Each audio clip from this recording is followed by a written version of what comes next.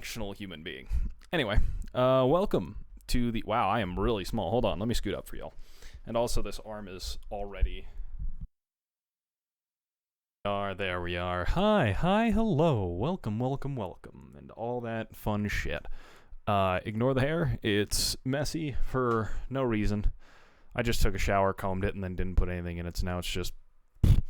So you're going to have to deal with that. This is the review of the Epiphone Jack Casady signature bass. I finally got around to this video. Finally. You've seen it in like a few other just complete bullshit cover videos of I wanted to pump something out and I didn't want to put a lot of time or effort into it, and now you got those, and now that's a part of the channel. Look at that. Isn't that fun? Isn't that great? Also, ignore the lights behind me. They're as blinding as they are. The girlfriend has plants. Lots of them. Takes up a shelf up here, and then a shelf down here.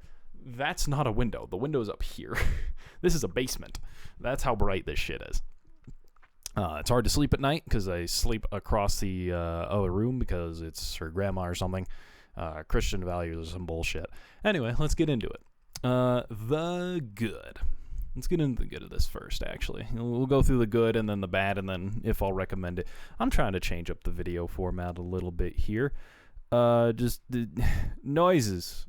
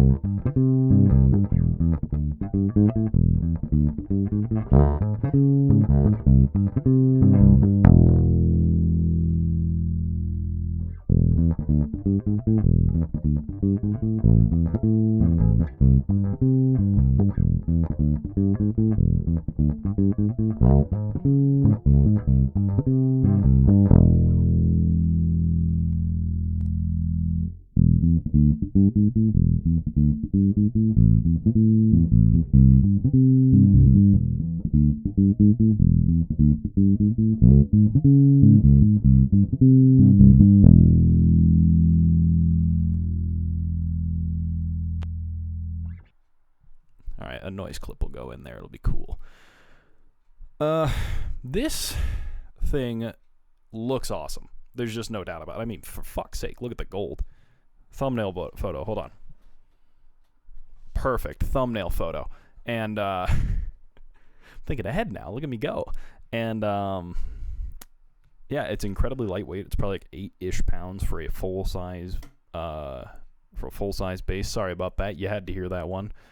Sucks to suck.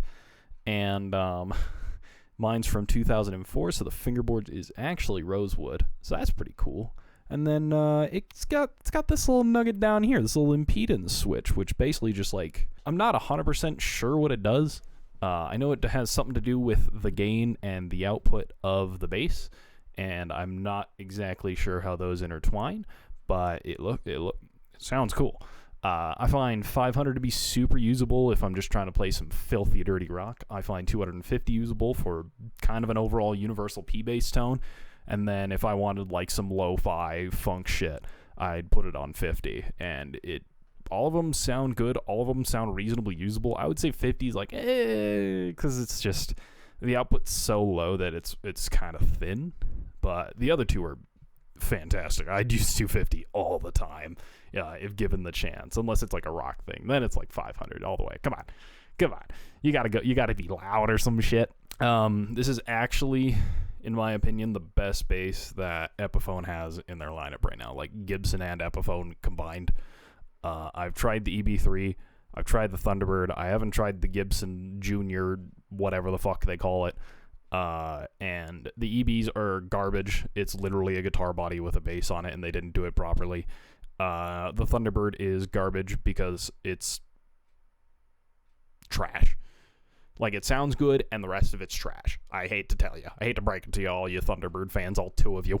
And then there's this little nugget in the Epiphone lineup, and it's, well, there's also the Newport, but I haven't tried the Newport yet, so, I don't get to have an opinion on that. From what I've tried, this is the best bass that Epiphone's put out. There's also the Embassy. I haven't tried the Embassy yet. One of these days, I'll get around to those two.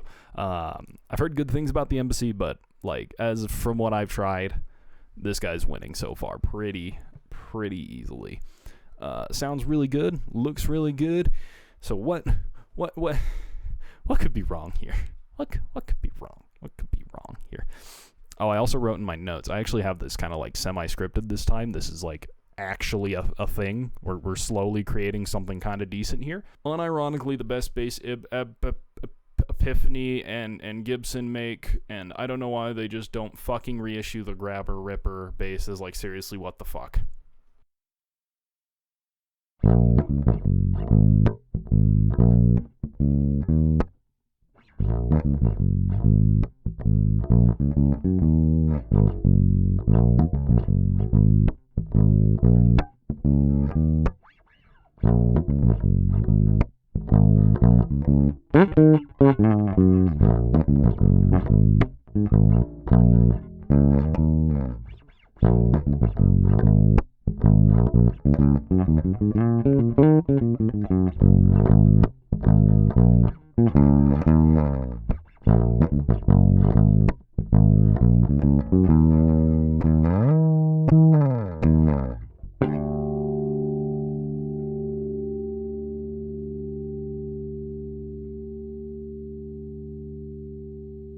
Now let's get into the bad. Should we go with the obvious one? Let's go with the obvious one first. This bridge is the biggest hunk of shit I've ever seen. Like, why do they still do it? They literally had a deal with Hipshot to put Hipshot bridges on the SG. Like Bass Channel has one of those, and it was in like 2015, and it was like, oh my god, they're actually making a good decision for once. And then they stopped. They stopped doing it. I don't know if it got too expensive to manufacture. I don't know the semantics. All I know is that it was a bad idea to ever do something like that ever. Like, actually fucking worthlessly stupid. Because the only problem, well, it's the main problem that I have in terms of setting up this instrument is that goddamn bridge. It's actually terrible. I actually despise it with everything I have. It's just like... Okay, I'm gonna compose myself here and then calmly go through all of my problems with this thing. The intonation screws are on the front of it, which means they are under the strings, which means you have to either be really creative with a screwdriver or B, remove the strings in order to intonate the instrument's strings. Do you see how unintuitive that is? It's pretty bad. It's pretty fucking egregious. The height is a guideline. There's no individual string height. You're going to do an entire side or you're not going to do an entire side. It's actually worse than the two saddle like bridges that you would find on Squier Broncos and Fender Music Masters. Actual trash. And lastly, like, you have to angle it upwards, I think. Like, there's the third, it's the third point on the bridge, right? Like, the two on the sides are for going up and down, and then the third one, I'm pretty sure, is just so you get enough tension on the string for it to actually work. Like, why? There's so many extra steps for it to function, let alone be decent. So it's actually just literal trash. Like, it's almost as if like this bridge was an afterthought in like 1960 and it's an afterthought now. They're like, oh shit, well, people like the vintage stuff, so we'll just keep cranking it out. No, stop it. Get some help. But also there's a couple other issues I have, and it actually leads to the reason why I'm selling it and the reason why the title is so clickbaity garbage. It's because of the neck. Give me 1 second. Allow me to demonstrate. I'm angling the microphone up so you can still hear me when I yell. So as you can see, I'm holding it upright like I'm from 1965 playing a show for The Who. Right? And then if I just let go of it... Oh no. This neck dive is worse than trying to find Nemo. Actually... It'll unironically just do this. Like, I don't even have to touch it. I just have to give it enough time. I didn't do anything. Like, I maybe slightly moved my shoulder from going this back to a squared upright position. the weight of this thing, they were just like, oh man, like, where do we put all the weight on this thing? Should we put it on the body and make it somewhat balanced? No, we get a little block underneath the bridge here to get that real hollow body thing, which I appreciate. That sounds good. And then they just put all the rest of the weight on the headstock. Just all of it's up here. Like, if you told me like 6 of the 8 pounds are up here, I'd probably believe you, because this thing feels light as a feather. Like, it's literally just got, what, a pickup, 2 pots, and a bridge, and a piece of wood. Oh, boy, look at how heavy that is, compared to the 4 chunks of metal and, once again, an afterthought. Like, Gibson's really good at making everything an afterthought. Like, actually, what the hell? Playing comfort also provides into this, because as you can see here, a lot of binding. A lot of binding on that guy. And it's all fun and games until you've played like this for about 5 minutes, and then you're like, oh no. Oh, dear, the edges. Oh dear, the edges. Oh god, oh they hurt. Oh geez, oh ouchie, ooh, ow, ooh, oofta, you know, like you're... Sounds great, by the way. There we go.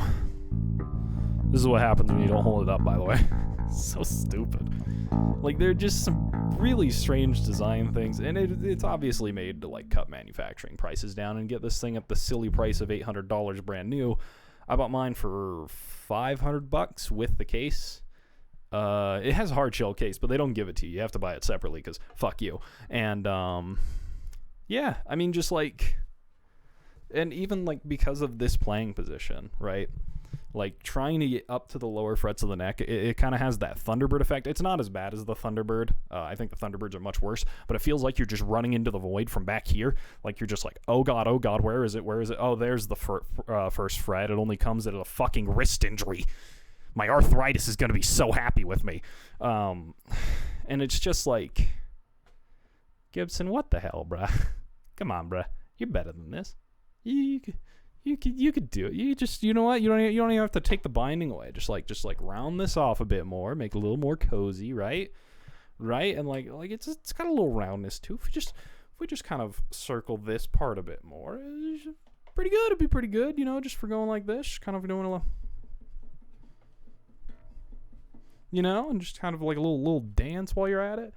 Be good shit. But we don't get that. We don't get that privilege. Also, this also comes with a pick guard. I would have put it on for the review, but I lost the screws, so I'm gonna have to find those before I sell it. Yeehaw. But yeah, I think that concludes the bad.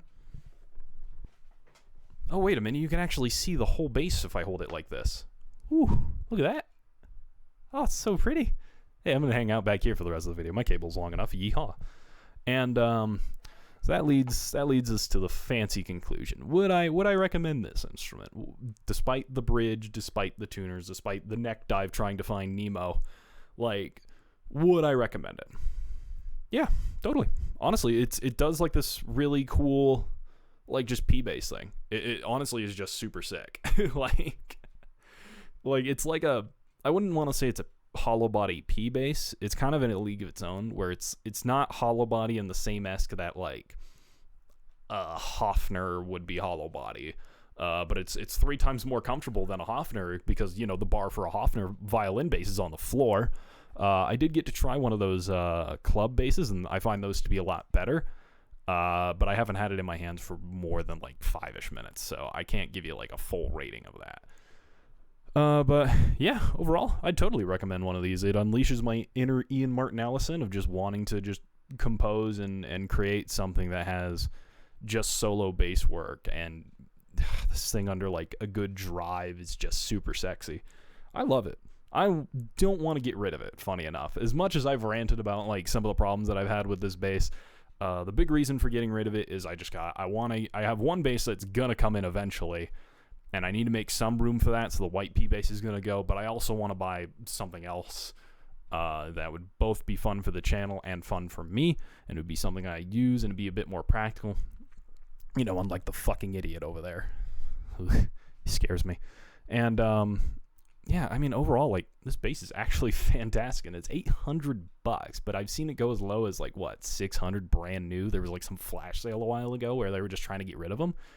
And they're sick. Like, even the Indian Laurel ones. I used to own a red one, and I bought this one again because I liked the bass that much. And then I'm going to sell this one. I'm going to buy another gold top one and keep it forever, hopefully, because hopefully I'll have the space and the money.